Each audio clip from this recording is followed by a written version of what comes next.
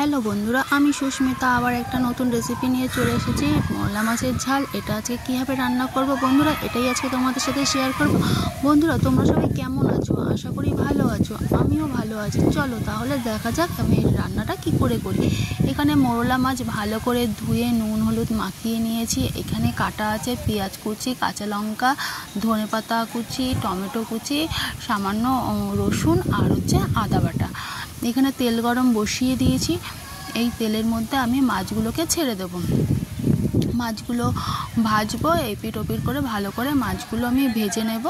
ভাজা হয়ে গেলে একটা বাটির মধ্যে রেখে দেব। যে মাছগুলো উল্টে দিচ্ছি। এক পিঠ আমার ভাজা হয়ে গেছে, এবার আরেক পিঠ যেই ভাজা হবে তারপর আমি নামিয়ে নেব। এই যে আমার মাছগুলো এবার আমি একটা বাটির মধ্যে তুলে নিয়েছি। মাছগুলো আমার খুব সুন্দর ভাজা হয়ে গেছে। এখানে কড়াইতে আমি একটা শুকনো লঙ্কা ফোড়ন দিয়ে দিয়েছি আর সামান্য কালো জিরে দিয়েছি। ওই তেলের মধ্যে আমি ওই পেঁয়াজ কাটাগুলো দিয়ে দেবো আর সাথে কাঁচা লঙ্কাও দিয়ে দেবো। পেঁয়াজগুলোকে আমি খুন্তি দিয়ে বেশ ছাড়িয়ে দিচ্ছি। জড়ো হয়েছিল ওটাকে আমি ছাড়িয়ে দিচ্ছি। পেঁয়াজগুলো একটু ভাজা ভাজা হতে দিতে হবে। ওর মধ্যে আমি টমেটোটাকেও দিয়ে দেবো, যেন টমেটোটাও ওর সাথে বেশ ভালো সেদ্ধ হয়েছে। দিয়ে এর সাথে ভালো করে নাড়াচাড়া করবো। পেঁয়াজের সাথে টমেটোটা ভালো করে বেশ ভাজা ভাজা হয়ে যাবে। দিয়ে এর ওপরে আমি দিয়ে দিলাম অল্প একটু নুন, যাতে ওগুলো বেশ ভালো করে ভাজা ভাজা হয় আর খুব তাড়াতাড়ি নরম হয়ে যায়। এই যে খুব সুন্দর আমার ভাজা হয়ে গেছে টমেটো আর পেঁয়াজটা। এর মধ্যে আমি এক এক করে আমি সব মশলাগুলো এবারে আমি দিয়ে দেবো। প্রথমে আমি রসুন বাটাটা এই যে দিয়ে দিলাম। রসুন বাটাটা দিয়ে দেওয়ার পরে আমি ভালো করে খুন্তি দিয়ে একটু নাড়িয়ে নেব রসুনটা। বন্ধুরা, তোমরা কীভাবে রান্না করো একটু আমাকে বলো, ঠিক আছে? কেননা সবাই তো সমান রান্না করে না। অনেকের ভিডিওই দেখছি আমি, সবাই সমান করে না, এক একজন এক এক রকমের করে। এখানে জিরের গুঁড়ো, হলুদের গুঁড়ো আর সামান্য লঙ্কার গুঁড়ো আমি দিয়ে দিচ্ছি। দিয়ে এবার এটাকে আমি ভালো করে কষবো। মশলাটাকে সামান্য একটু জল দিয়ে দেবো। এর মধ্যে সামান্য একটু জল দিয়ে দেবো মশলাটা কষানোর জন্য। একটু নাড়িয়ে নিয়ে একটু জল দিয়ে দিলাম। দিয়ে তারপরে আমি এটাকে আমি ভালো করে মশলাটাকে কষতে দেবো।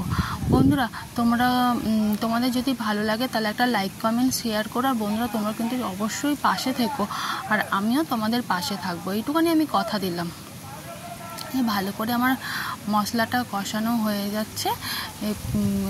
মশলা থেকে যেই তেল ছেড়ে আসবে তখন আমি এর মধ্যে আমি চিনি দিয়ে দিলাম। দিয়ে আবার একটু নাড়াচাড়া করবো। মশলা থেকে যখন তেল ছেড়ে আসবে এর মধ্যে আমি তখন মাছগুলো আমি দিয়ে দেবো। মশলাটা খুব সুন্দর হয়ে ভাজা হয়ে গেছে। এর মধ্যে আমি ওই ভেজে রাখা মাছগুলো দিয়ে দিলাম। দিয়ে আমি এপিট ওপিট করে ভালো করে আবার একটু ভাজবো। মশলাটার সাথে একটু ভালো করে মাছগুলো ভেজে নেব। দিয়ে এই যে ভালো করে নাড়াচাড়া করে নিচ্ছি। দিয়ে এর মধ্যে জল দিয়ে দেবো। সামান্যই জল দেবো, কারণ এটাতে গ্রেভি হবে, এই জন্য অল্পই জল দেবো। দিয়ে এর ওপর দিয়ে আমি ধনেপাতা যে কেটে রেখে দিয়েছিলাম ওই ধনেপাতা কুচিগুলো ওপর থেকে আমি ছড়িয়ে দিচ্ছি। তো এটাকে কিছুক্ষণের জন্য হতে দিতে লাগবে। তারপরেই আমার রেডি হয়ে যাবে মোরলা মাছের তেল ঝাল। এই যে ভালো করে দিয়ে দিয়েছি। এবার একটু নাড়িয়ে নিয়ে এটাকে আমি ঢাকা দিয়ে দেবো। কিছুক্ষণের জন্য হতে দিতে লাগবে। তারপরে এই যে আমার কি সুন্দর গ্রেভি হয়ে গেছে, মাখা মাখা আমার মোরলা মাছের তেল ঝাল রেসিপি রেডি হয়ে গেছে। বন্ধুরা, যদি ভালো লাগে তাহলে একটা লাইক কমেন্ট শেয়ার, আর যারা নতুন যদি হয়ে থাকো তাহলে প্লিজ একটা সাবস্ক্রাইব করে দিয়ে বেল আইকনটা একটু বাজিয়ে অন করে রেখো, যাতে আমি যখনই ভিডিও ছাড়বো তখনই যেন তোমাদের কাছে গিয়ে পৌঁছায়। আর বন্ধুরা, তোমরা পাশে থেকো, আমিও তোমাদের পাশে থাকবো।